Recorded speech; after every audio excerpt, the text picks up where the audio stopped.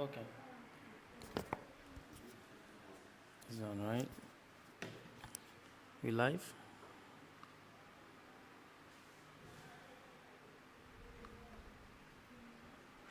Okay. Welcome back again. There was a glitch in the network, and we're back. And we have with us also.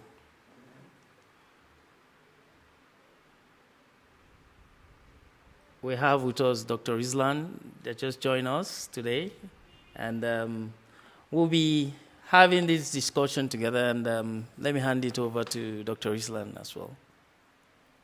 Yeah, so thank you very much once again for connecting, and thank you very much, Abdul, and the rest for taking part in this conversation yesterday. And from the name of the section, I can see ICT for D, section 3. So this is not ICT for D, this is emerging technologies. From our schedule, we have just 2 live interaction for ICT for D. Then we have 2 more live interaction for emerging technologies. Abu and the team had 1 yesterday, so we are having the second one. So we'll correct this as we progress. And we still have 2 more live interaction to do for introduction to innovation. We deliberately push introduction to innovation after because we just want you to have some basic knowledge of what technologies are and what are we expected to drive from using technologies. So I watched the live section yesterday, and it's really thrilling to see what Abdul and the team did yesterday, and it's just on plan. You know, I just take it by surprise for them. I say, we have this now, let's just do it. And it's more of like open heart conversation. And the energy from the conversation is really, really high. So what we are doing today is to wrap it up and make it more context specific. And we have almost 20 questions we drafted, but I'm not sure if we can cover all the questions. Mm-hmm. But I want us to focus more on emerging technologies for development in Nigeria. You know, last week we had a lot of discussion around ICT for D. So emerging technologies are not necessarily have to be ICT for D, because here with us we have somebody from biology, right? Yes. And I believe he have a lot to say around what are we getting from emerging technologies in the life sciences. And sometimes if I'm doing this class, I used to have someone from physics, someone from agri, someone from economics, we have someone from finance. So a lot of work is really ongoing. But I asked this question recently in a seminar through Mentee, and I asked colleagues to list down emerging technologies they know or they came across. And from my experience and evidence, 99 or 95% or up more are basically emerging technologies that have to do with ICT. But that's the only thing most of us are much, much more familiar with. So, but before we go deep into that, I will ask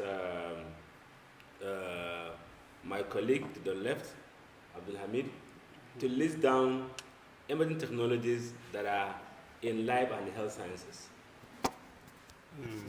Ibrahim. Yeah. Good morning once again. The example of emerging technology in biology, which include the DNA synthesis, CRISPR gene editing, and also modern biotechnology play an important role in the field of emerging technologies. That is it. Okay, so but beyond that, there is too many. So maybe if I ask this question to Abdul Latif, how do you think, because now I watched a documentary not long ago around emerging technology for the future of a human. And now people are even preserving their dead body, thinking that in the future they could have a second chance to live again. You know, and it's not a joke. And I know scientists are working so hard by working around DNA and the rest of technology associated to extend human life. you know, and beyond that, they're even thinking of curing death because they see death as a disease, you know. So if you look at that, Abdul, how do you think these emerging technologies could accelerate healthcare delivery? I don't want to talk about COVID-19 vaccine, yeah, because we know we got COVID-19 vaccine because we have intersection of bio and infotech, right? Yeah. So how do you think we can use these technologies beyond healthcare? Because we got COVID-19 vaccine because of the power of AI. Because if you have a vaccine, it takes like 10 to, or more than 10 years to have a vaccine because it must go through different drug discovery process and so that you can have the efficiency and the efficacy. So now, can we talk to us about agriculture? Because food security is a big issue in Nigeria. Yeah. Even recently, the federal government changed the name of the Ministry of Agri to have additional mandate, Ministry of Agriculture and Food Security. How do you think we can use emerging technologies? So when you talk about agriculture, it's a field that is very, very diverse in the sense that there are uniqueness with environment and the type of crops you can grow, right? And also climates do affect these things. And for a crop to grow well, you still need to gather important and relevant data that has to do with that crop, what makes its yields, and also the season of the year that those crops can grow. So if you have this data, you are able to train them using any of these AI-related emerging technologies. You'll be able to predict, what kind of crop will be grown in a certain location and how well they will grow and what timeline, that you take to grow. So in that sense, food security is secured. You know what is being produced in the location and so from produce to the entire chain of supply to the market, you can also use technology like blockchain to know where a crop is being produced, when it's being moved to, and what is even the quality or validity of the crops. If it's going to go bad, if it's bad. And sometimes you can also use masking, to know the kind of diseases that comes or associate with it. So these are some of the few things that you can do using emerging technology in the area of agriculture. Yeah, so thank you very much, Abdul. I think if I summarize for some of our participants that are early entry into technology, I can summarize a few things from what you said. Blockchain, which is part of the distributed ledger technology. Most of us are very much familiar with blockchain, with crypto, but we could use blockchain technology to track farming process in general, and cloud computing, and IoT. People are not talking about smart and precision agriculture, where you use less water, less fertilizer, less chemical. So I think the potential is really, really high around that. But maybe if I ask Ibrahim this question, how far do you think we have gone with regards to application of this technology in Nigeria? Taking that question, I would say Nigeria is still a baby in the field. Apart from with the aspect of AI that it's been improving and circulating around the world, we see Nigeria adopting AI, but most technologies that are still emerging, Nigerians have not really grasped the principle behind using those technologies to further improve the economy and further improve the productivity of Nigeria as a whole. Yeah, so if I ask Emmanuel this question, it's a straightforward. You are working around food security, consumer moving goods, and how do you think we can use AI, particularly to ensure we have good value system around that sector? I'm not limiting that with AI, maybe I can say emerging technologies around that sector. Okay, so maybe if you take, maybe I can say maybe it's more specific, environmental waste. okay. Because it's a big issue now in Nigeria. How do we use this emerging tech to reduce environmental waste? Because we talk about climate change, climate adaptation. how do you think we can use this tech to reduce this gap? Okay, so if we using some Internet of Things module and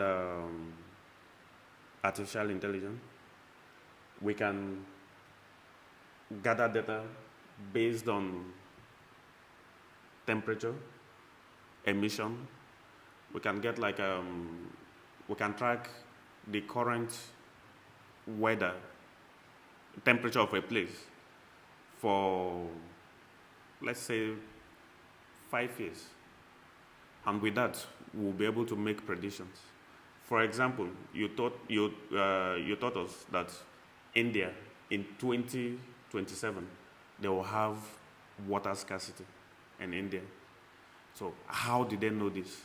They got to know about this using emerging technologies like the artificial intelligence to gather data and to predict what will happen as a nation, where to invest and where to channel our energy. If I can just chime in Yeah. on that. Sure. So, when you talk about waste, you're talking about the things that we don't need, we want to throw away, right?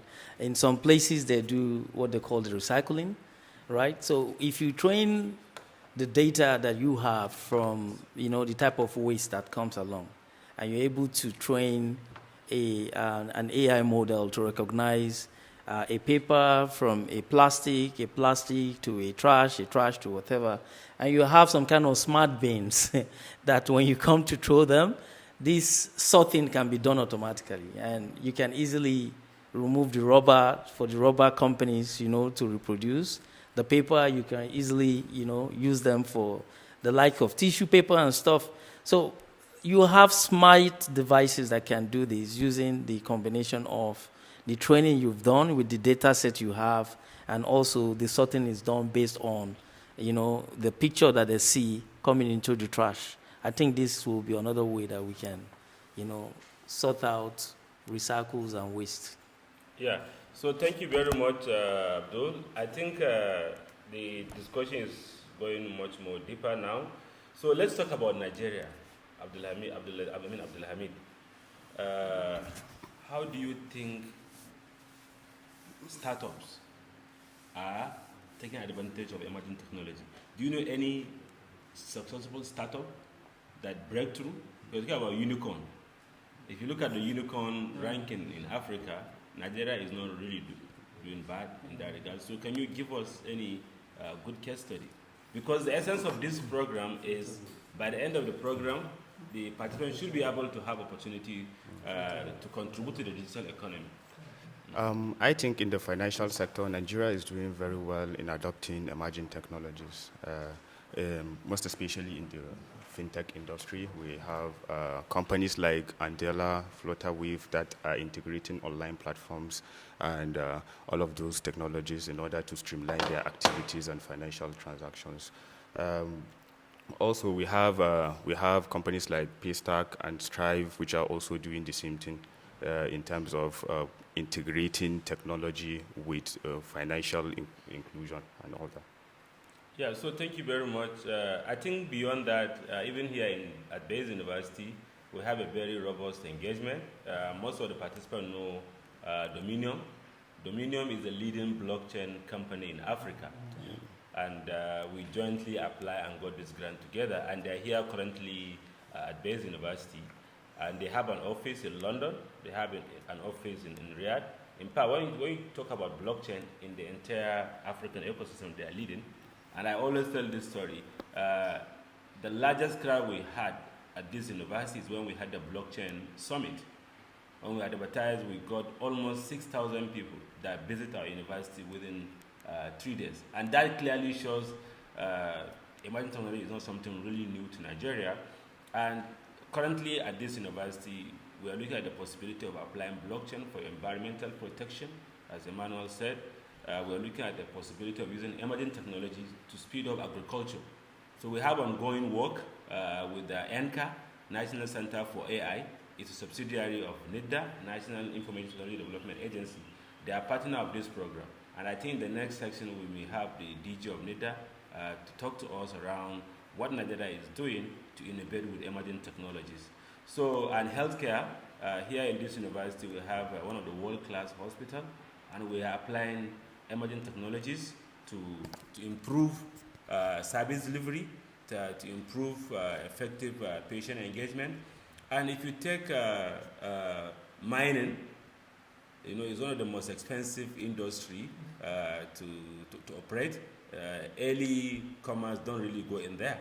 The dominant operators operate.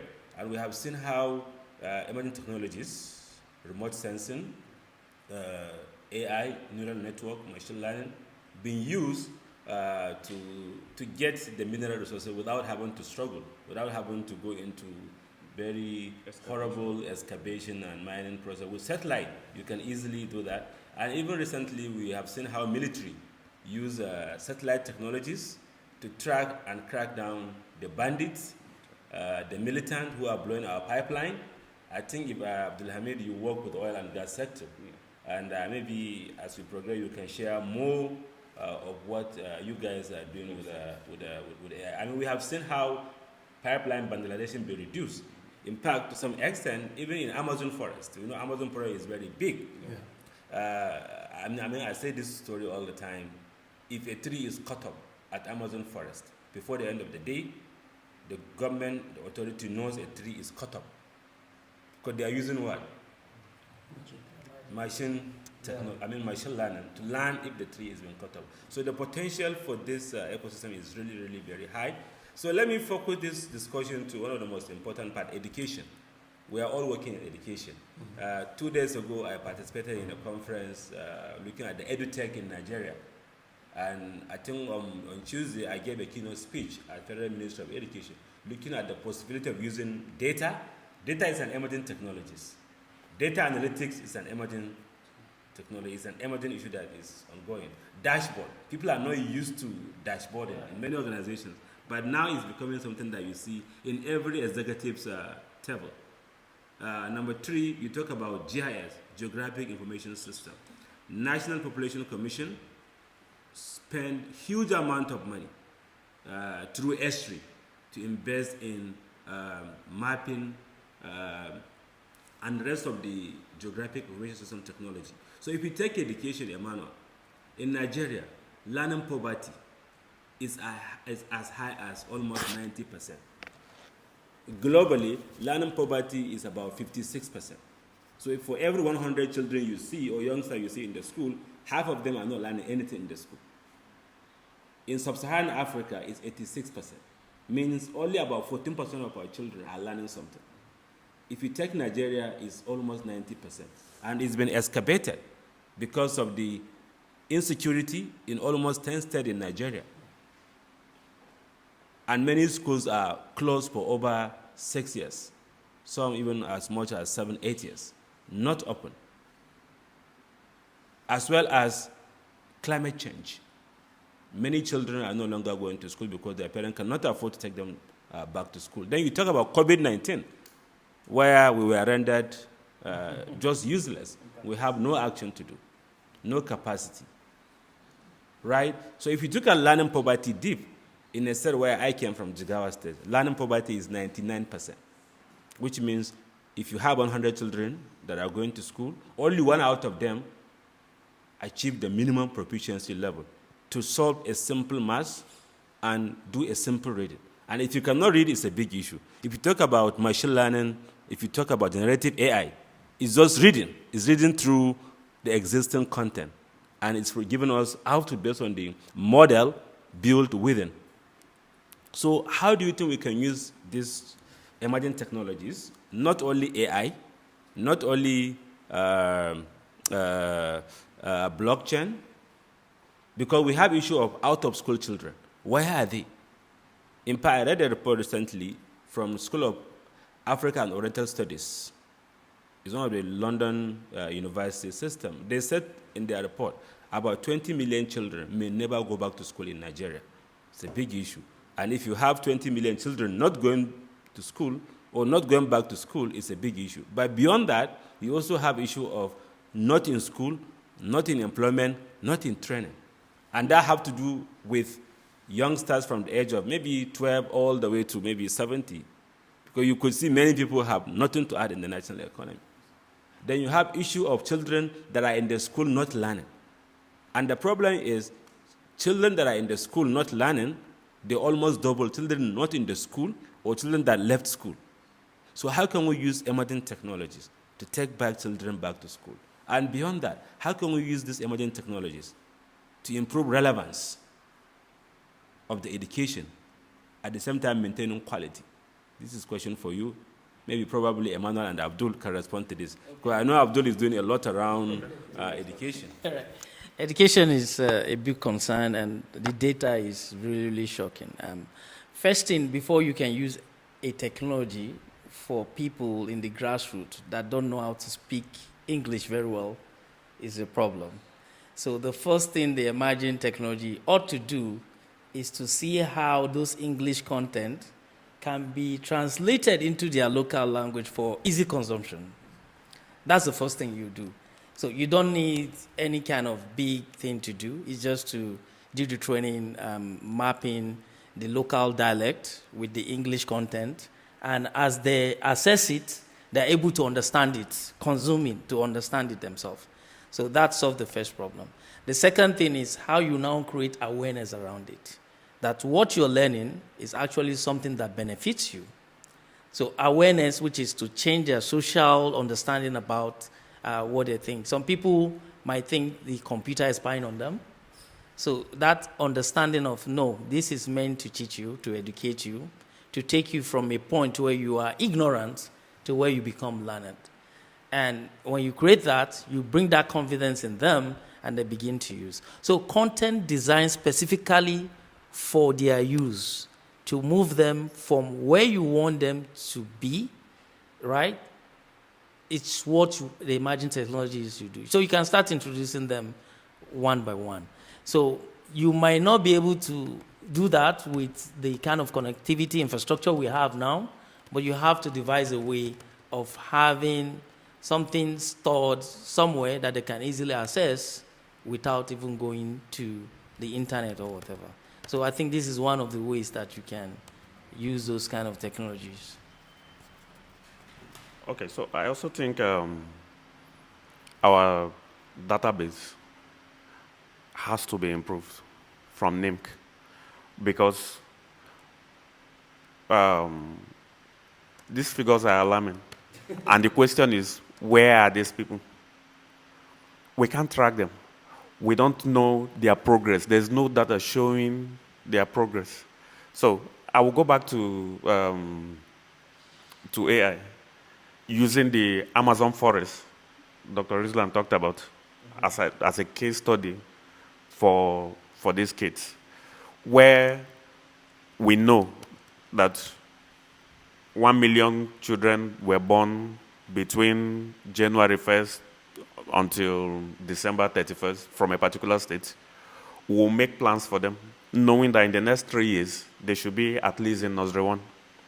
In the next 3 years, when we get 500 coming to school, we will know there is a problem. So we can only know this if we have a robust database that, that captures the progress of these children. So just like you have said, rightly said again, machine learning, we need to localize our content. Sometimes we go through double ways to learn. Maybe as an Igbo person, I don't understand how to speak English. And I'm getting a physics question to solve in English, and I don't understand English. So I think we can use tools like the generative AIs to translate some of this content into our local content. It will aid understanding. Thank you. So, I mean, let me make it very open to all. I want to hear your opinion. Adding on to that, insecurity is an issue that must be improved, that must be looked at, and I think the government has still, there are initiatives already that are looking at the issue of improving national security. But the participants we have attending this live program now, YouTube is also a platform that could be used to train out-of-place children, whereby if they have knowledge, awareness of what they want to do, about education about using these tools. Most of them, there was a time Dr. Island said farmers on the farmland in the north, they are able to use WhatsApp. And what does he do? He just uses voice alone. You can see technology has come a long way from the simple testing to videos to pictures to audios. And using audios alone, he's able to communicate, he's able to sell his product, he's able to do that. So making contexts that are generic for different individuals. You could have YouTube videos in Yoruba, in Hausa, in English that displays context particular to those out-of-place children. And with that, I think the sky is the limit, and then they can further be the numbers, the 90% out-of-place children will surely be reduced. Yeah, Abdulhamid, you want to add something? Yeah. I believe by the use of these technologies, I think there are greener pastures ahead. The government can leverage on their power to empower people and create digital literacy. They can localize the content for the masses in such a way that they will be having content in their local languages. Also, there are several empowerment schemes that can be initiated in order to make progress in such fields. So, do you have something to add, Ibrahim? So I think generally I've seen how emerging technologies are used in many countries. In fact, I gave this example on Tuesday when I gave my keynote speech. If you take China, in 1990, access to higher education in China was 2.6%. Only about 2.6 Chinese goes to higher education, which means polytechnic, college of education, university, and any other institution after SSC. Only 2.6%. And if you look at China in 1990, it's just like Nigeria. But within 30 years to date, I look at the statistics, in China now, access to higher education is 59%, which means 59% of Chinese have access to or have access or are enrolled into higher education. So you could see what China did, and basically they leverage emerging technologies. In Nigeria, access to higher education is about 10%, which means for every 10 people you see, only one, or maybe for every 100 you have, only about 10 have access to higher education. And the reality is we don't have the money to put every child back to school. We don't have the money because digital learning is very expensive. And digital learning is much more difficult than the usual brick and mortar. And I'm talking about from evidence done, evidence of research done in our university. If you look at cost of infrastructure, Abdul, you work with Telco. Abdul worked in one of the leading telecommunication company in Nigeria. And we have worked together in different projects with the Smart Village, IEEE, Technology for Development, and the rest. And the quality of service is definitely not really too good about. I can see from the comment of the learners, some say we are struggling, we cannot connect, we don't have power, and this and that. Yeah. So if I ask this question to you, Abdul, what is the future you think we can go through with these emerging technologies, particularly looking at education? How can we use emerging technologies, remote learning, blended learning, flipped learning, flex learning, maybe a la carte model of digital learning, leveraging on renewable energy? I think the promise is really very, very visible, as well as the power of using AI to test students. Because as an educator, that's my major worry. You know, if you allow students to learn on their own, not in the classroom. Even in the classroom, students always like to misbehave. So how can we use this technology to accelerate education? Because education is one of the major driver of SDG. If you don't have good education, you have a problem. So just wrap it up so that we can drop education and move to the other area of interest. How can we use this technology? In summary, if you are given opportunity to be the Minister of Education Yes. or Minister of ICT, how can you use this technology to accelerate this or to reduce this learning poverty? Is a big issue. Yeah. School deprivation is a big issue, and learning deprivation. Because if learners are not learning, it's a big issue. If children are not going to school, it's a big issue. So number one problem is we have learning deprivation. We have school deprivation. Yeah. Then we have learning poverty. Yeah. So how do you... So, these are big issues, really. And for you to first teach any child, that child must be well fed. So you're going back to the Maslow hierarchy of needs, right? So for someone to be able to learn anything, it needs to be in the right mind to learn. So one thing we need to do, government need to do, is to make sure that those kids that are to be taught anything needs to be well fed, right? But how do we now control that the resources to feed these kids get to the hands of the people that will feed them?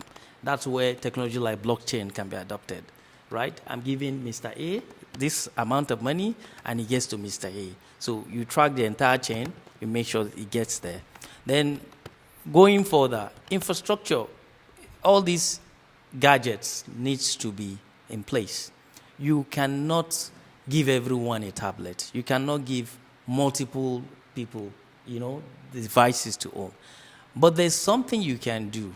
You can either send one truck to a village, and that truck has the capability of connecting, to the global content, and that content can be synced into those devices, and they can use it from time to time to teach, right? So what you need to do, you just need a truck, a mobile truck, maybe with sustainable and renewable clean energy on it, and a kind of clean communications that can sync from time to time, and you drive it village by village by village by village, and you have people that deliver this content. It's one of the smart ways you can go about it before you start dipping every money into pocket to provide maybe fiber connectivity for every village. That will take donkey years to come. So you have like your mobile communication classroom. You take them village to village to village and make sure that these are well coordinated content that we teach people. I think that will create an impact.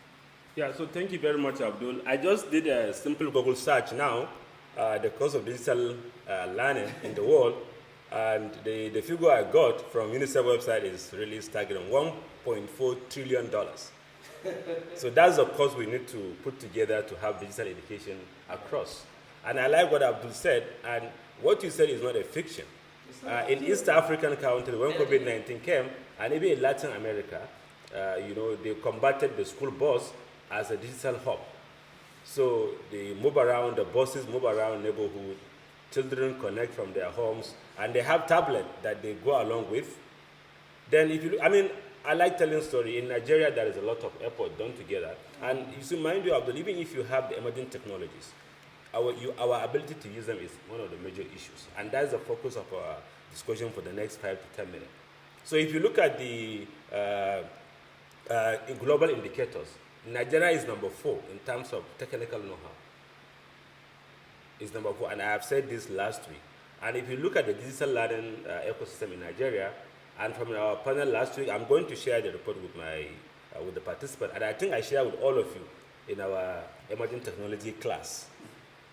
So if you look at the indicators, in Nigeria we have this learning passport, we have Ignite, well-done platform. Because if you look at digital education, we have 4 issues around there. Connectivity and basic infrastructure is number 1. Number 2, you have the content, and someone from the YouTube Live made a comment that we need to convert this into a local language. All of us are not English, English people. We just learn how to speak English. I think that's one of the major problems Nigeria is experiencing. Number 2, the teacher and the student are not digitally ready. Because earlier on we talked about computer literacy. Now it's digital literacy. In fact, we are moving away from even digital literacy. Is what? Digital competency. I remember 13 years ago here in this university, I spent 4 months teaching children how to use, or learners, or students how to use mouse. practically we have young kids in the room. At early age of 1, 2, 3, 4, they already know how to click and drag and drop. So this literacy is at a high point now, but still children are not learning. And part of the finding from the research published by Center for the Study of the Economy of Africa, access to telecommunication services in Nigeria is 91%. So I'm putting this question open to you. Do you think we need to go through learning management software? Even most of our students now struggle. Yeah, Online, they struggle with the connectivity. Even beyond that, they struggle with the portal. Because this is a program that we designed to have just 900. We end up having over 100,000 participants. Now, we put about 56 to learn. When we move forward, we have about 16,000. Probably when we are moving to the physical state, we may not have up to 8. A majority of them, we read the emails. It's overwhelming. Sometimes we've got about 500 emails. And we have other jobs to do. We're doing this as a secondary job, not as a primary job. It's a big challenge. So I'm going to put question around that. Then number two, majority of them want to learn, but they have this limitation of infrastructure. How do you think we can use this, maybe AI, to solve these basic problems, to solve this infrastructural problem? And we know we don't have the money. The money is not there. Someone just posted an email to me with a very long love letter that we need to provide this infrastructure. But this infrastructure is not there. How do you think we can put, and I've said to the participant, this is not the usual lecturer come to class and teach with marker and pen and go.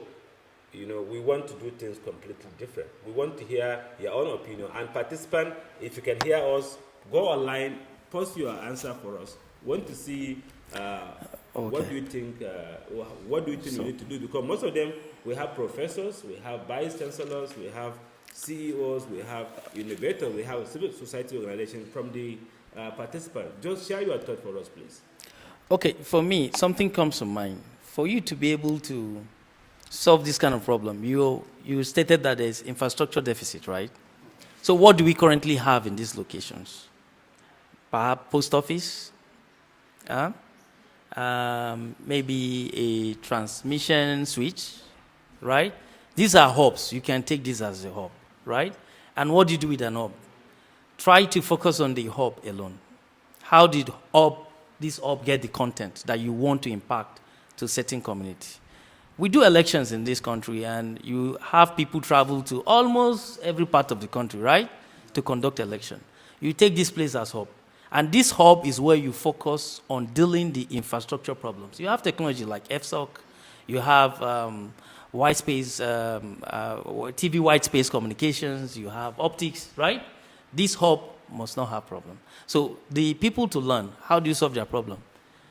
If government can invest in a mobile phone per home, or a tablet per household, or a laptop per household, these things you can get them less than $100 if you want. And these people go to this hub to sync information that they will use for learning. And you can only get that content when you've completed the previous ones. So tools like the AI algorithm and what they're able to say, okay, this guy has already tried, he has completed reading, as they go to school, so now he can take the next content, and they sync. So multiple people go there to sync information, but not that they're having a real time. But to them, it's a real time thing because they are collecting and they are learning, and after they are done, they go sync more. This will reduce the budget to use. That's number one. And also, you are able to achieve the learning objective that you've set aside to do. I think this is something that we need to pursue. Yeah, thank you very much, Abdul. Someone just posted something from the group, and really very interesting. And by name, Sarah. I'm just trying to go down. Sarah said, but sir, you must not have up to $1.4 trillion to start. We can start from somewhere and it will grow with a strong company. Yeah. I think I like what Sarah said. 1.4 trillion is a big money. And I remember the chief of UNICEF, Henrietta, said this in one of the gatherings. She said, when COVID-19 came, I cannot remember the actual figure, but a lot of money bigger than this was gathered for palliative and whatever. She said, why can't we have this same effort and put this money so that we can educate these children. Because the danger of not educating these children is massive as we progress. But I also like what she said. What we are doing now is similar to what Sarah just said. You know, I've said this, when we got this grant, we were given opportunity to train only 900 learners. But we were able to scale it up for the application process, 100,000, right? 109,000. Now 58,000 were enrolled. And I've told the team that we need to open the quiz. As people go into the quiz, we can add them up into the next and next and next module. Because it will not cost us any additional money to do that. The only thing maybe that we may have to cost is the cloud and storage, which is really, really crazy. In fact, what we are paying now for cloud storage, we are paying like 300 times bigger than what we plan to do. I think that's the cost we just have to be. In fact, we just have to change completely the way we even plan to do the assessment, because earlier on we planned to do very rigorous assessment, but with the number, we now just have to innovate. In fact, I told this story early morning to a friend of mine. I have like 7,900 assignments dropped by students. I don't have the energy to go through all the 7,900 assignments, but we are leveraging the AI system to check and ensure what students submitted is good or not good. And I tell all this story, digital assessment is an emerging technology. And for the last 9 years in this university, we have exposed most of our colleagues to begin to assess digital assessment. And I tell this story all the time. The last time I marked student assignment or student exams at undergraduate level is almost 9 years. Because we use rubric, we use other AI tools to ensure students are meeting up the learning aspect. I think that's the practice.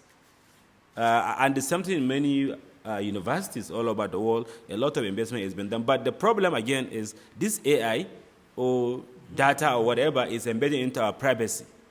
In fact, somebody said this to us not long ago. He said, if data is the next oil, privacy is the next climate change. Yes.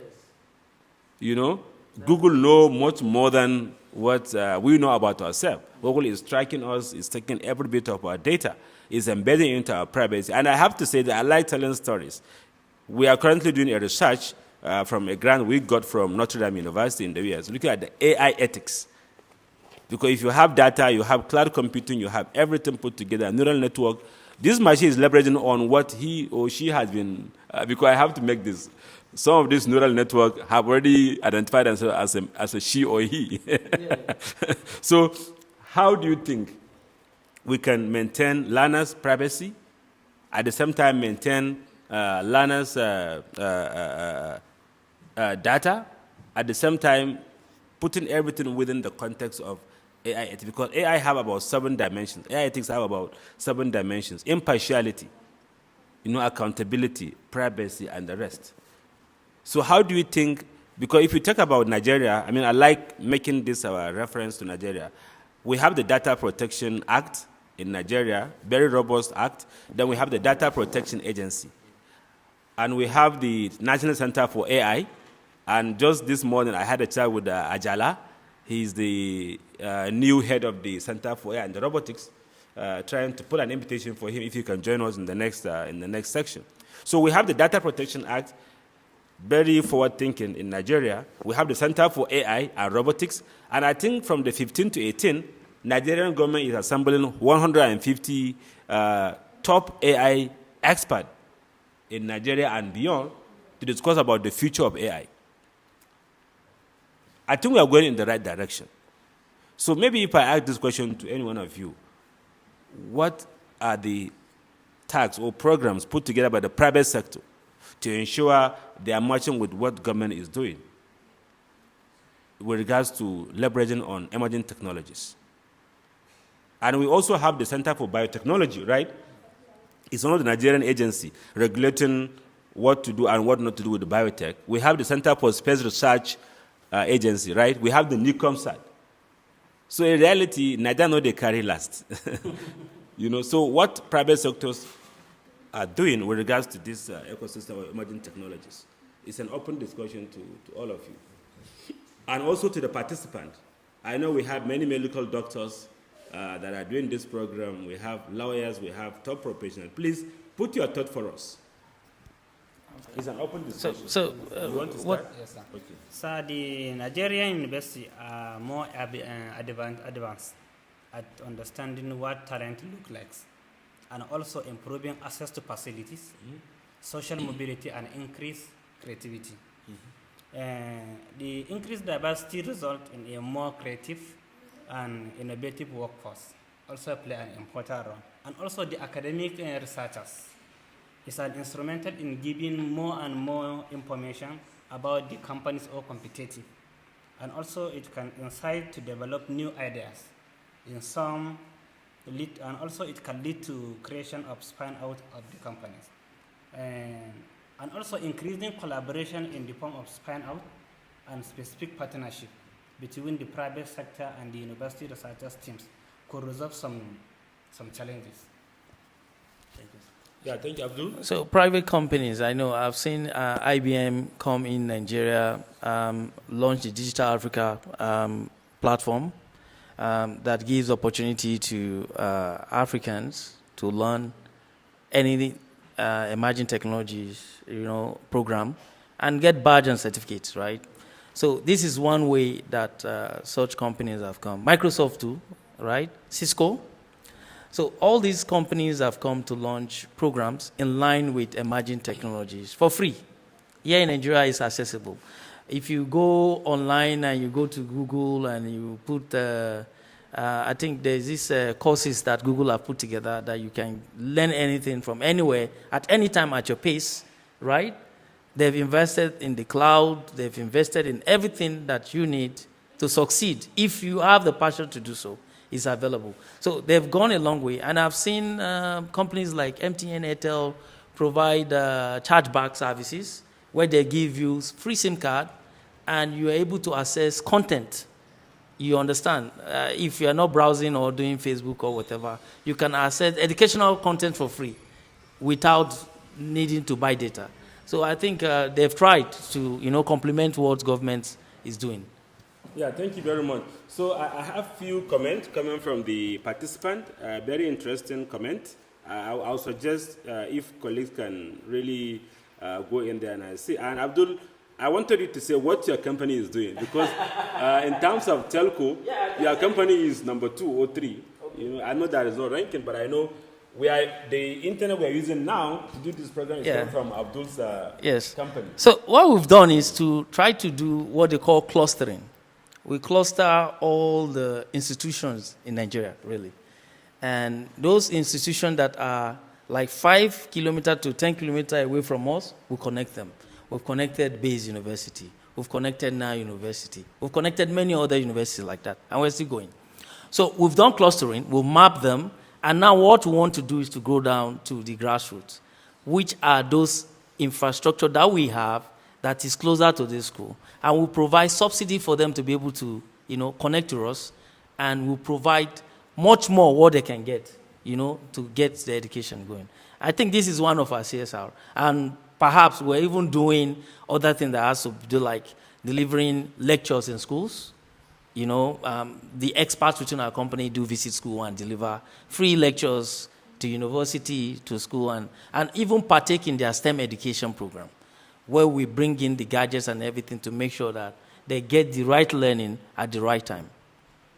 Yeah, thank you very much. And just to add more to what Abdul said, and also from what the participant said, they are suggesting we use mobile phone because we have over 91% of Nigerians have access to mobile phone. And I think from the data from NCC website, we have almost 280 million active telephone lines.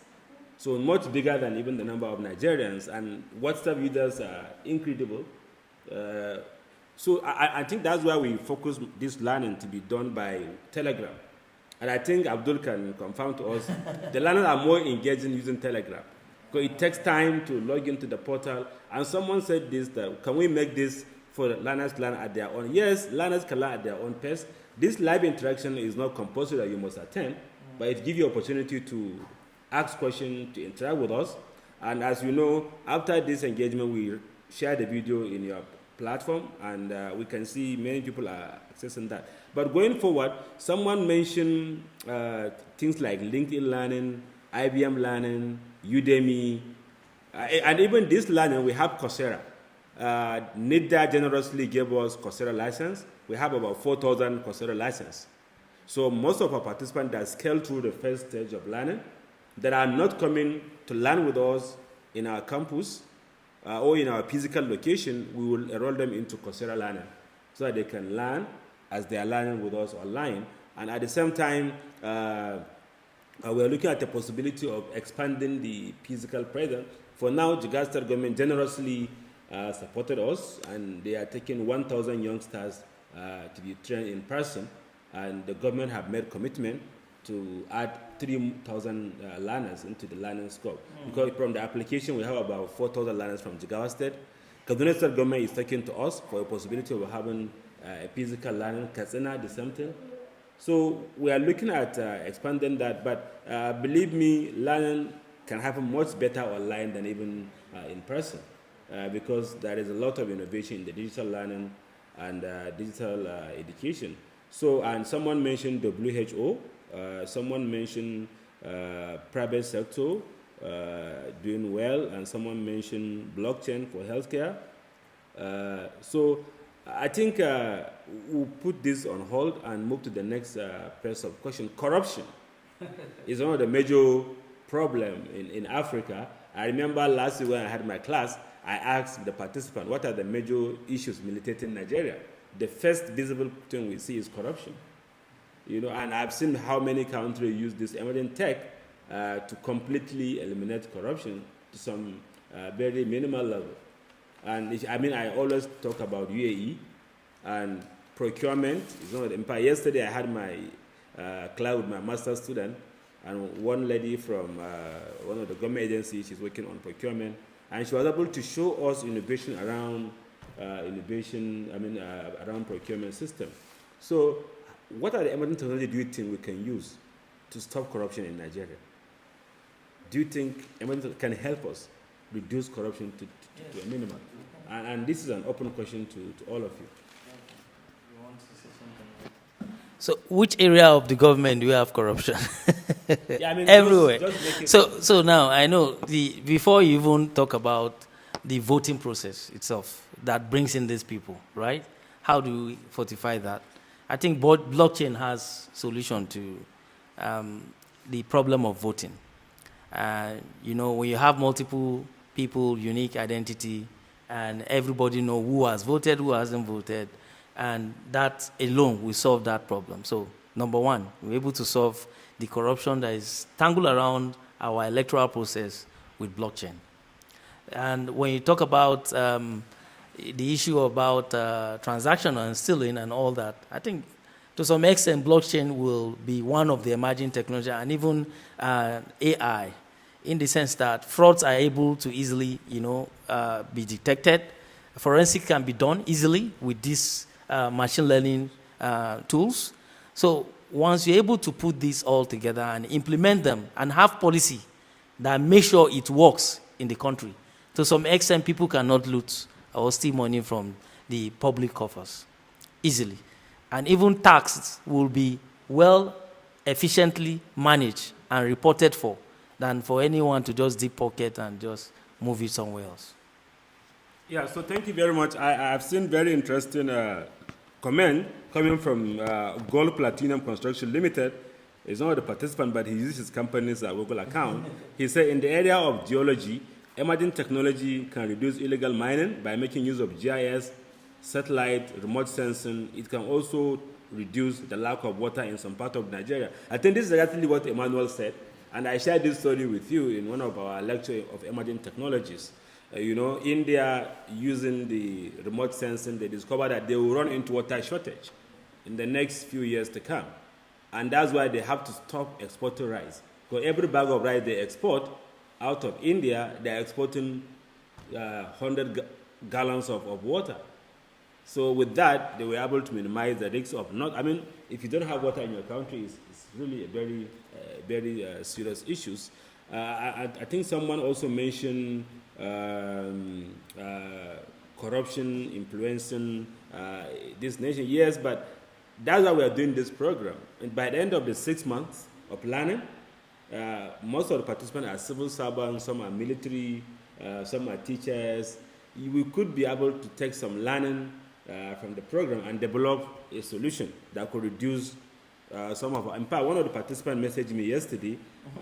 He's a lab scientist, but he's working with one of the School of Health Technology in Nigeria, and he said he is already thinking of how to make his university by reducing the number of days taken to do examination, number of days taken to mark and grade and publish results, at the same time reducing the student not learning, and at the same time supporting learners to be connected to the digital platform. I think this is a good initiative, and that's why after the 6 months engagement, you have 6 months internship, so which we would love to see you developing. Not necessarily you must develop a complete end-to-end solution. We can cluster you, and that's why in the application process we ask about your domain and discipline.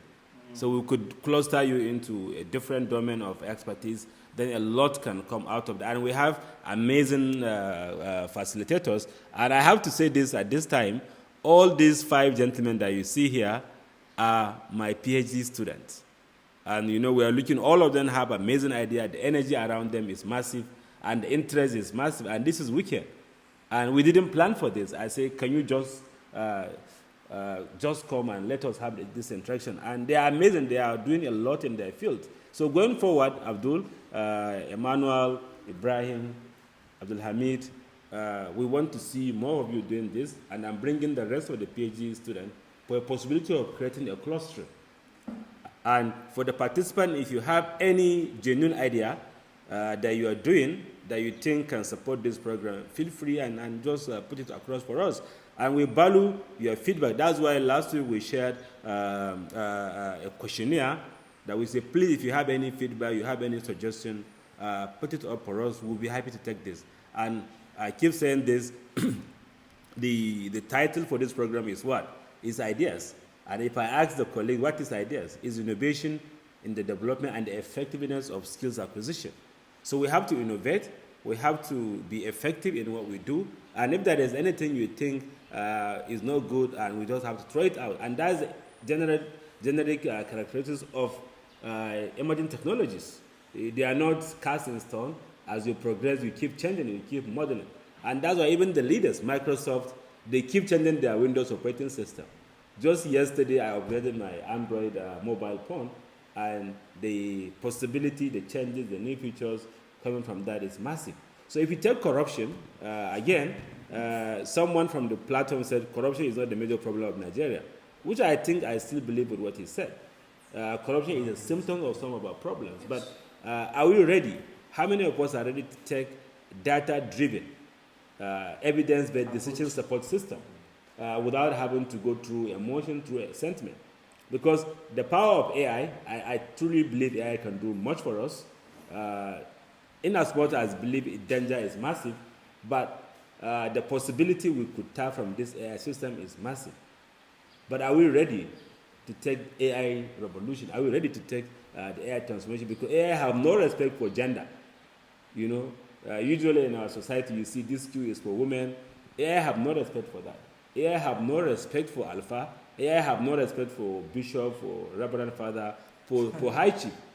You know, it see everyone neutral. Unless if someone doing the algorithms infuse his own or her own bias.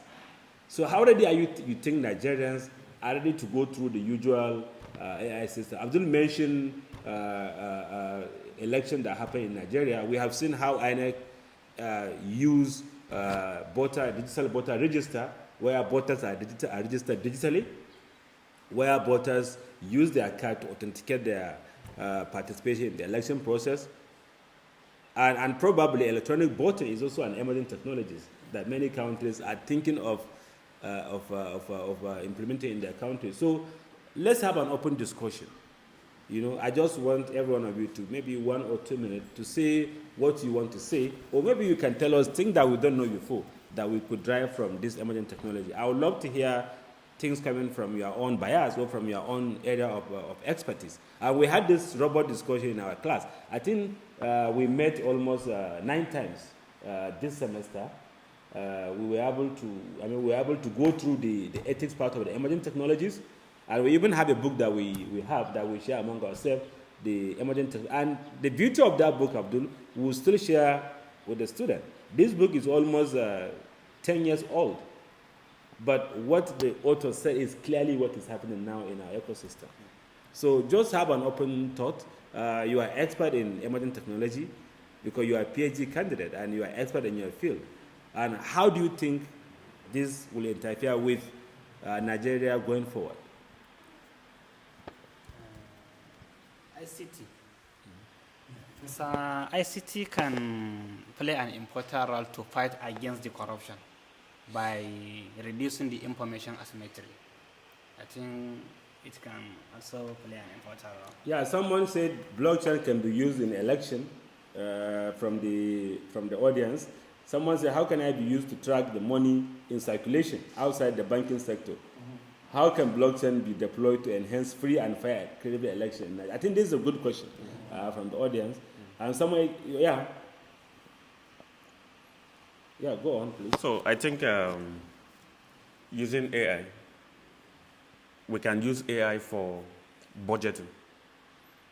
Every single year in Nigeria, you hear budget padding.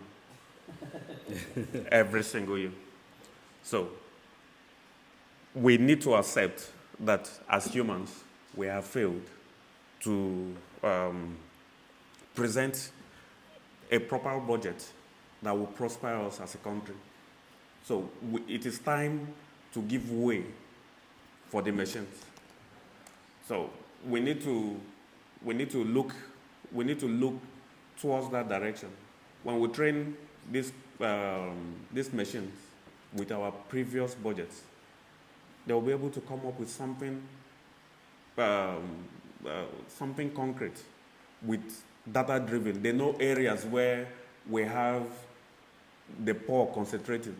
What are we giving? How much are we budgeting? They know how many children that we're expecting to go back to school. How much are we budgeting? So, but humans would always move most of the monies to where we have interest. So I think we can use AI in budgeting. I think we can use AI or blockchain for fertilizer distribution in the country. That has been another. I can see most of the participants saying we need to feed ourselves first.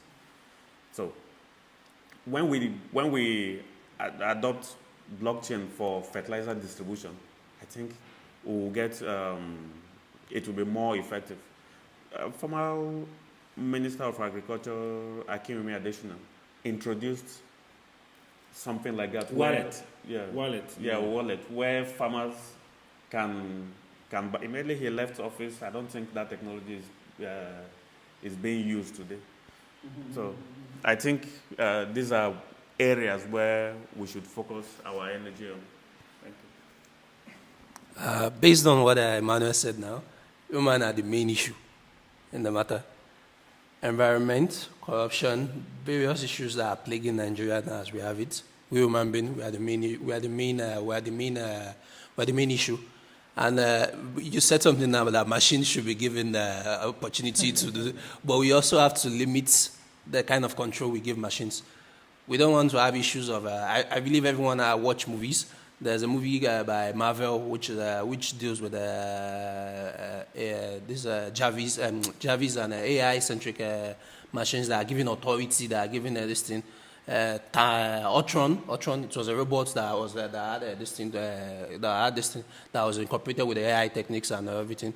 So it's learned. It said that human beings were the issues, and then it said that we have to eradicate human. So the issue of control has to be there, so that we will not build machines that will be more smarter than us, that will see the need for humans to be eradicated, that will see the need for issues that are concerning human beings to not be there again. Because cybersecurity is a field I'm passionate about, and then there are certain techniques, there are certain techniques and procedures that are being incorporated in cybersecurity, whereby if it's applied to this field, it was applied to corruption, it was applied to various issues that are plaguing Nigeria, I feel we could solve some of these issues if only the governments are able to bring experts together that will write policies. And I believe there are policies already. We have the Data Protection Act, we have Cybercrime Act, a lot of acts, but are they being utilized by the government? Which is also an issue. This is exactly what someone said. He said, all this tech, but who will implement them? I think it's us, and that's why we are doing this. Also, very interesting feedback from someone. Someone mentioned AI is good, but implementation will be a problem, just like football, VAR in England. Implementation is the problem because it's human that control the machine. So someone also said AI is good, but it is biased. And we talk about that bias. I have issue with the AI bias because I said this in a conference about 3 months ago in Australia. And what I said is, you see, guys, most of this data that we're using for machine learning is not African data. It's not African data. It's a European, it's a British data where our system is working very well. In our own country, we are trying to go into that. Our data, in fact, someone said this, our data is not digital. We're not even talking about digitalized data. So if AI is leveraging data from foreign countries and AI is written by European or by British or by German or by Chinese, they will impose their own bias. And I have to say this before I let you go, Abdul. Most of us know Professor Ndubisi Ekekwe. I was about to say that. I invited him to this university. Like he gave a 3 keynote years speech. ago, 4 years. And you were part of the. I asked him the question. So Abdul asked the same question, and the question still passes. In fact, Ndubisi Ekekwe, you remember one of the professors of medicine said to him, because Ndubisi came with a solution that will tell you have malaria by just taking your blood sample and putting in the machine. You say, oh, you have typhoid, you have but the machine will not tell you have cancer. And someone said, so are you trying to say that this machine will take over my role as a medical doctor? But Ndubisi Ekekwe responded to him, no, I'm not doing this to take over doctor's job. Because I know in my village, and I know in Risland's village, they don't have a permanent doctor who is doing the job. But this machine will help us solve a simple common disease. Because the common disease we have in Nigeria is malaria, is cholera. That's the common issue. And he said this, you remember Abdul, in the meeting, he said, if AI is not being put in the forefront, this emerging tech is not put in the forefront, the chance for us getting prosperity is high. And this clearly aligns with what Adam Smith said. I think he's the founder of capitalism. He said from his prediction, because he said capitalism may end by the end of 500 years. And from his prediction, I think by 2060, we should reach the end of capitalism. But recently, some of the economists, in fact, I read work done by Amartya Sen, by this Abhijit, the guy in charge of poverty action lab at MIT, they said to us that, yes, people are now much more participating in the capital economy. People in the rural area that is globalized, but digital revolution is excavating the gap of people that have and don't have. And I think that's what we discussed in our last week discussion, digital divide. If we are not working hard towards bridging the digital divide, a lot of consequences can come across. And someone said, law, you say, how can we use AI to improve or to accelerate law and putting things into order, like the police, like the teachers. Some of us are corrupt, How do we use AI? Like at Baze University, I have to say this, we deploy emerging technology. Since inception, we never allow students to write name and number in their script. So we use barcode technology. I think you are all students here, you can confirm. So I cannot score you 0 because you go to church or you go to mosque, or because I just dislike you because you are black. So we have already put that in place, and we use plagiarism detection software, which most of you know. If you have your work, you have to turn. I think someone asked me this question yesterday. I said, don't worry about doing the check because students will know, find way to beat the technology, but just drop it for me. So a lot of things could be, I'm just trying to respond to what the participants said to summarize it up. And someone talked about revenue leakages. And I've said this in one of the organizations that invited me to talk. I say, if I am in charge of perennial revenue, I know who is earning money or who is not earning money by just looking at your BBN. Now we have over 56,000 BBN captured in Nigeria. I mean, 60-something thousand now. I mean, 60-something million. And we have about over 100,000, over 100 million mobile money. With a simple algorithm, simple machine learning, I know Abdul worked with PS3, he earned big salary. You know, if I look at his account and he's earning something more than what he's supposed to earn, then I will flag him up. I will say, okay, what is happening? I know what Ibrahim is earning. I know what Abdul Muttalib is. I know what Emmanuel is, because Emmanuel is a merchant. So if I see something more than that, if I see money being deposited beyond, because most of the traders now use their personal account just to build the, so the potential of getting this is really, really, really, really massive. So I will just open the floor for Abdul and the rest to contribute. Then we can wrap it up. So I think you've mentioned one thing, that data is the oil, and the integrity of that data is what we need to do to train this model to become much more predictive, that predict right thing for us, right? So, for example, you mentioned about Dr. Ndubisi Okweke coming, training the model with US data and to come and predict for us here in Nigeria. So to just summarize, one thing I see is that we have NIMSI, we have voters registration, we have BVN. I think all these things have to be harmonized to provide unique identity for individuals. With that, AI will work very, very well for us. But you have different kind of identity for one person, it will not work. What they have done, which we admire in the US, is every citizen has one unique identity. It's either you or it's not you. So once we have that, then the issue about corruption will begin to reduce, because just like you said, I can easily check what Mr. A have in his account, Mr. B, and there will be one sole government entity that have the right to go into it. There's no how you bypass tax in developed countries. In fact, once we begin to put all these mechanisms together here, you see corruption will begin to reduce. It's because of these loopholes that is there that these things still persist. Yeah, I think a lot of comment coming from the participants. Someone mentioned crude oil. In Saudi Arabia, they track every drop of oil that goes out of their shores, and mining, you know, and in fact, I was in Ghana for a conference organized by Bill and Melinda Gates on data governance. In fact, someone came from organization managing the economic tree. This is one of the finest scientists Africa produced. He worked with a different agric revolution in Africa, but he's now leading the Ghana economic tree agency. And I asked this question, I said, what is your mandate? He said, I'm tracking every economic tree in Ghana.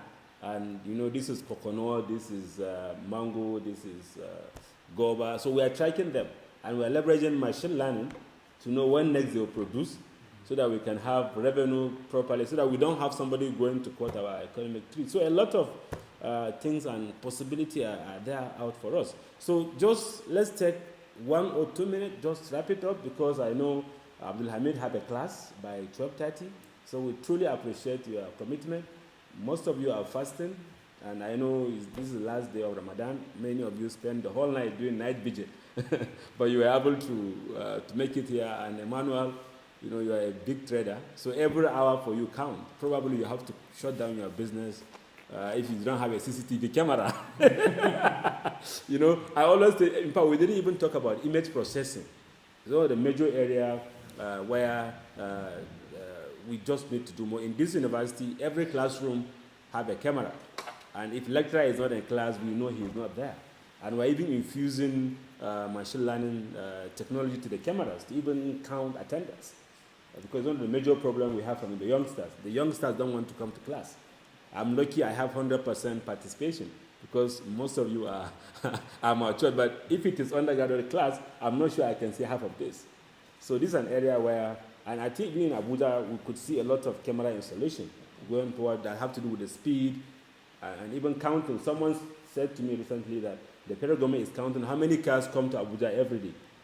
And he said, if you notice along the road, you can see a rope that just passed, you had some bombs around. So the federal government is counting the number of cars that are coming to Abuja, and some of these cameras will begin to count how many people are in the car. And I think that's what modern countries do to manage traffic, because traffic management is one of the major issues, and that is linked with waste management. Because if you have 2 million people coming to your city, practically they will drink bottled water, they will eat takeaway, and so you need to find a way to manage that, and that's what many countries use to manage the traffic system, and even air quality and water quality, the major, and even noise pollution, because it's what really affects human. And someone said to me, along Abuja and some major cities, there is a lot of data collected around pollution, noise pollution, air pollution, as well as even the water quality. This is one of the major problems in Abuja. So one of my master's students is looking at the possibility of even investing. He's working with a drilling company to see how much borehole is been drilled in Nigeria. So a lot of possibility for us to leverage. Human problems are massive. If you take SDG, we talked about SDG last week. We have the 17 goals. We are not near to getting that SDG in their lives. We haven't gotten the money to do that. If you take digital education, I will say $1.4 trillion. It's a big money. Do we have it? How do we get it? How can people impact? I remember this guy, Elon Musk, make it open. Most of you can remember he said, yes, we have this existential problem and threat. Can somebody give me a solution on how to stop it?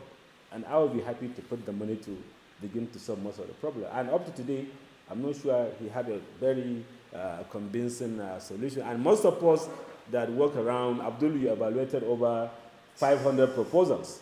And same here, we have a lot of money been sitting idle in different projects, but we haven't gotten people to even put a very befitting proposal. And as we go, Abdul, I will invite you to come and talk to the participants, just maybe in 30 minutes to show them opportunity where we could begin to access money. And the problem is not about even the money.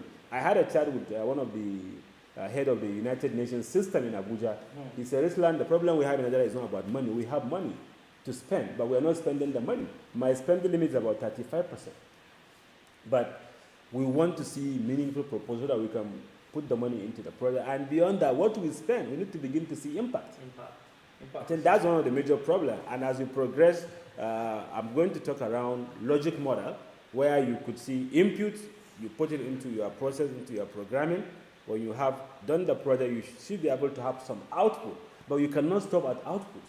Because if you take all this emerging tech, we use them, social media, Instagram, Snapchat, is an input to us, but we use them extensively. But what is the output?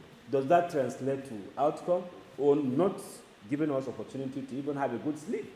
Because every time you think about the tweet that is coming, the telegram message that is coming, but what are the output? Then if you have the output, what are the outcomes? If you have good outcome, then what are the impact? Does that translate to nation building? Does that translate to lack of corruption? Does that translate to maybe good sleep? So a lot of possibility we could drive.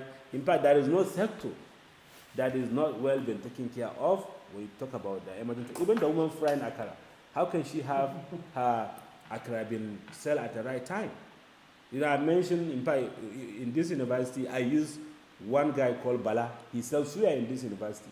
But for the last 9 years, I use his case study to teach students how to use innovation and emerging tech. This guy used mobile money, even when people don't even use mobile money. He take order. He have a hotline. Whenever you call him, he pick the call. And he did even delivery beyond that. He leveraged this logistics and delivery company. And I remember, I'm not going to call a name, I went to one of the big shops in Abuja to buy something. When I bought, I said, can I transfer? He said, no, we don't take transfer. And it's not even local shop, it's an international shop. And they say, we don't take transfer. But the guy, Balasuya, is leveraging just anything, POS, I can take. So think about it. At a human level, I'm putting this to the participant. How can we use this tech? How can we support government at the policy level? And I have to say this, I have to confess, government of Nigeria now are now listening to scientists and innovators. They want to see very, very meaningful solution from them. And we as individuals, how do we begin to leverage, parade ourselves going well into this emerging technology, as well as even people with edge, A former colleague that worked with us here, at Bayes University, currently special advisor to the president on ICT policy, Salihu Desuki, came to me about 5 months ago to say, Rislan, can you give me an opportunity to share my research? I'm doing research around virtual reality. How can people that are old use this virtual reality to accelerate their social well-being? And it's an interesting presentation, and he came and he did have the workshop for us. And I have a grandmother who is almost 100 plus, and I have the virtual reality glass. And I say, Mama, I want to show you Kaaba. I want you to do virtual Hajj. And I put the glass for her. Within few seconds, her nature, her mode changed. She started saying, Labbaik, all this, and trying, because she see the thing in reality.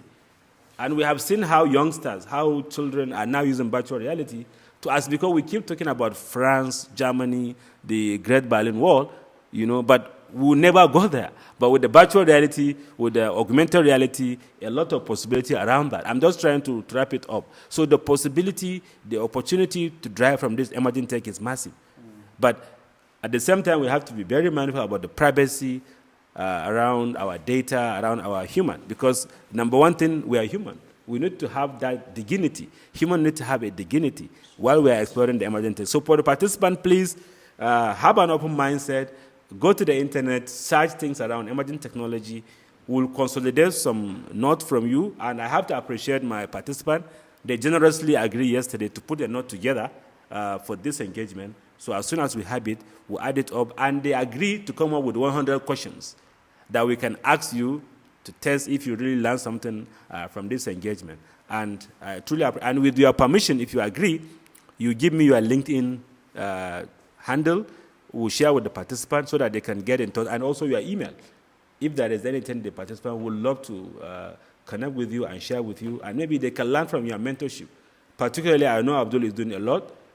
He's all over the world, and we cannot thank Emmanuel, we cannot thank Ibrahim, Abdul Hamid, and for taking part in this. So just wrap it up. Take 2 minutes, then we'll close the conversation. 2 minutes is too much. 1 minute. If you can. If you have something to say, if you don't have...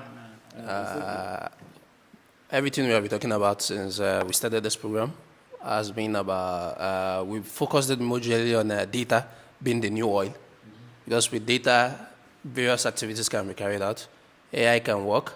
Machine learning can do its work. You can do blockchain activities, election, various activities that will leverage on emerging technology will surely work if the data is there. Because you can't keep on, Nigeria is a sovereign state, is a sovereign state, is a federal republic. We can't keep on leveraging on foreign data to carry out our activities. Where researchers, most of research, they don't have concrete data to carry out research. So data needs to be more facilitated. We need to gather data about Nigeria as its own. Then looking at the federal government, they keep on initiating various initiatives. We have BVN, we have national ID, we have a national name, national identity number. Various platforms are there, but we still have issues of insecurity. We still have issues of corruption. We still have issues of this and that. Because how would certain money enter CEO account and you won't be able to know that this money is just, apart from, banks, immediately a certain amount enters your account, they'll block your account, you have to come to the bank and do. So various initiatives are there that I imagine technology can leverage on and that can be used to solve these issues. So Nigeria is, I can say Nigeria is ready to accept, emerging technology. It's just for the human being itself. We the human being to have the interest to use these technologies to achieve our aim. And then taking this thing also, I appreciate the participants for attending programs like this. Based on what we discussed, there are information hubs, various information hubs that are being used to learn. But practice makes, there's a code that says practice makes perfect. So, I believe in the next 6 months, we'll be able to, the participants will be able to come, have physical presence to do internship and all those kind of things together. So practice is all about it. You don't just keep on learning. From the participant, we could choose someone that will build that will build the next emerging technology for us. There are already emerging technologies there, but we could choose someone that will improve on it. Nigerians can really assist, can really get the work done. That's All right, just a lot of things coming from it. Yeah. Someone mentioned tourism. yeah. So Someone just mentioned tourism. just- It's interesting. just- In fact, in Rwanda, I and Abdul were in Rwanda last year, and we have seen how Rwanda is. In fact, we went to the zip line. They are just trailblazing in this Yeah. area. And I think Nigeria have a lot of potential because we have diverse ecosystems and we have number. And I mentioned this last week in the ICT for Day. So just to add is, I think a lot of content has been bombarded on these participants, and one thing I would just advise is for you to have open and inquisitive mindset. Ask why, and also see how you can use this technology to solve your own local problems. Look around you, see what you're doing, and see how you can adapt this technology locally. That's productive use of technology, actually. Technology is there, but how do you make use of them to make sure that it benefits you, yourself as an individual? Then from there, you learn, you practice, you learn, you perfect it, and you can now go global with your innovation. So look at, if you are someone making small chops, how do you use this technology, to enhance, your outreach? Things like that. This is what you should look into and see how you use that to solve your local problem and take it global. That's just my advice to all of you. Thank you. Yeah, thank you. I have something that I have to share. Someone said from the chat that his younger brother developing a machine that could track the ripeness of watermelon. Which is good. So I think please do an email to us about this. We'll be happy to see how we can.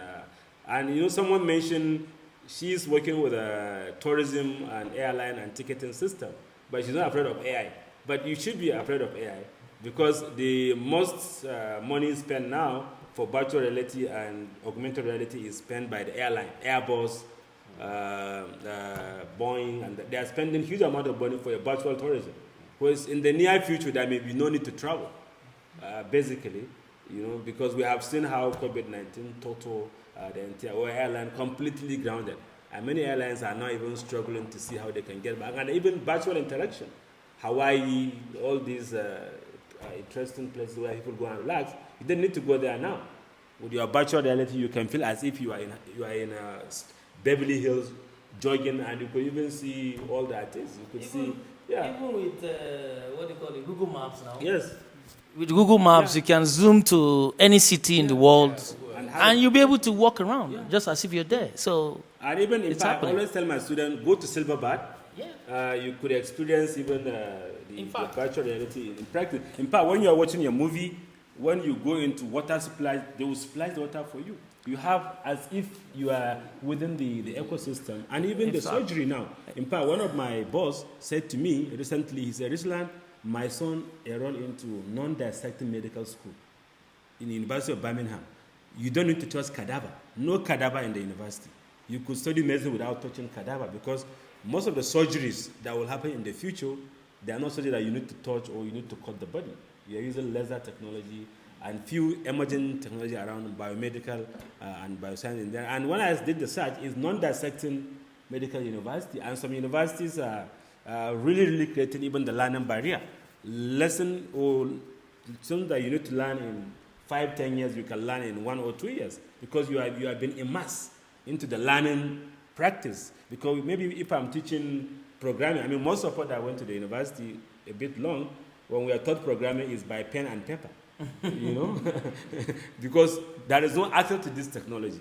But as you progress, now, even before children comes to you, they are already prepared. My kids are here with me. They know how to do basic scratch. So the possibility of this emerging technology, particularly virtual reality, augmented reality, even in the car industry, Abdul, most of the cars that are coming are now equipped with virtual, so that you don't need to have accident. Many countries have recorded 0 accident. Yeah.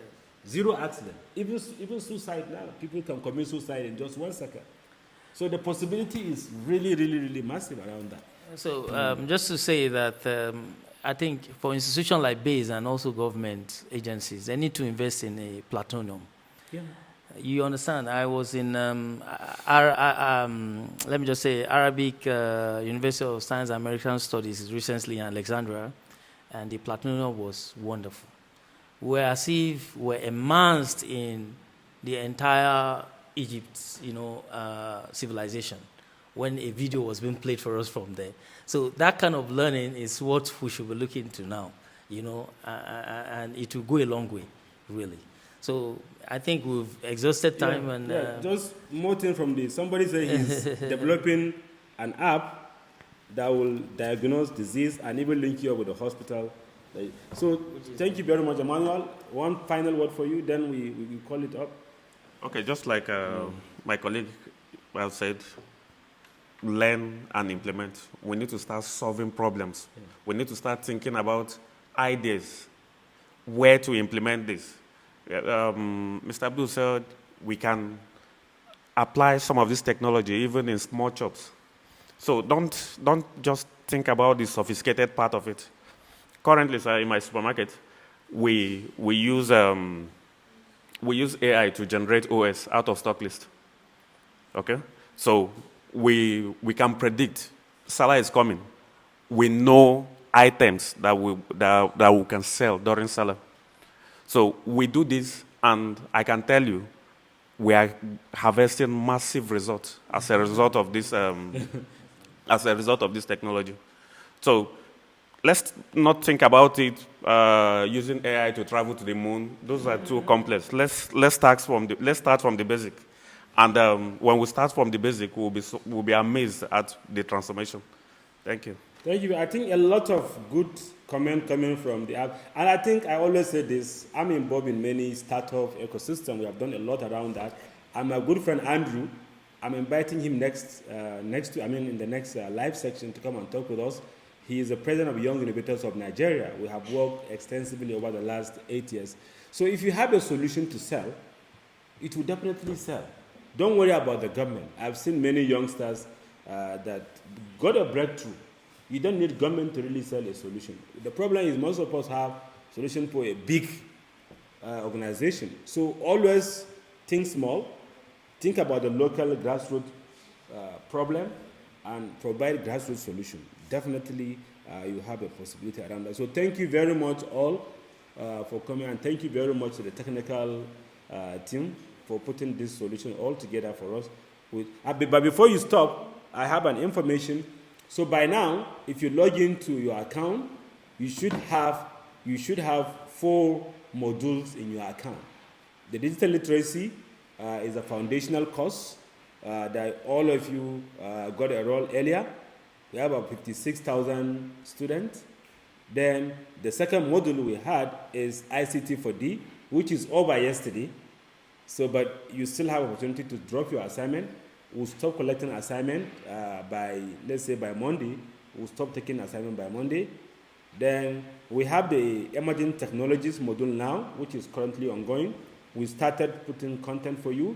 Then we now have the introduction to innovation that will start from next week, Friday. And we got some feedback from some of the participants that can we have a week off next week? So I will talk to colleagues if there is a possibility to have 1 week off so that you could celebrate your Salah. But I don't think there is need for us to really have a week off because we are all fasting. Most of us are fasting, and we have job, we have family that we have to really take care of. So if you are not in this platform, do let me know. And I think, Abdul, going forward, we need to enable the assessment for the digital literacy. Let us have more people participating. Open it. It's open. So let people keep doing. Then we keep adding them into the digital literacy. Then they can learn on their own. And if there is any way we can help, we'll be happy to have it. But we are planning to have the first physical class in Jigawa and Abuja the last week of April. And someone mentioned we didn't really had a final word from Kaduna and Katsina, but as I said, we are talking to Engineer Bello. His essay to the governor on ICT. He came to see how we can have this physical location in Kaduna. I think Abdul is also championing how to have this physical location in Kwara. Katsina, I'm talking to Naufal for a possibility of supporting participants from Katsina, as well as Gajam from Zampara. And I'm talking to somebody from Ebonyi for a possibility, and someone from Anambra is interested in putting a location somewhere around Unguru. It's just not too far away from where the airport is. A friend, and he's interested in bringing people to do something physical. And as we progress, we are open for conversation. And I think someone is talking to Grema, is talking to Yobe and Borno State for a possibility of having a physical location. And someone from Lagos is talking to us. So, and we are also talking to the World Bank for possibility of giving us more funding to open up location. And we are also talking to the Ministry of Digital Economy. The DG Nida Kashipu was part of the unveiling of this program when we launched in Jigawa. And we have somebody from NIDA also that joined Bayes University during the launch. So we are open for collaboration, we are open for participation, we are open for innovation. If you think as members, as participants, there is a way we can get more physical locations, we can make this program more effective, we'll be happy to take that feedback. So, but on a final note, thank you very much all for taking part of this, and thank you very much participants for your interest and agility and also your resiliency to be part of this program upon all the challenges we all experience as a human, power, connectivity, and even digital literacy. And if you have any issue, we have a link that we shared earlier. Just comment. The team will be happy to respond to you. The team are working very hard to respond to emails. On average, about 500 emails do come to us, and the team respond.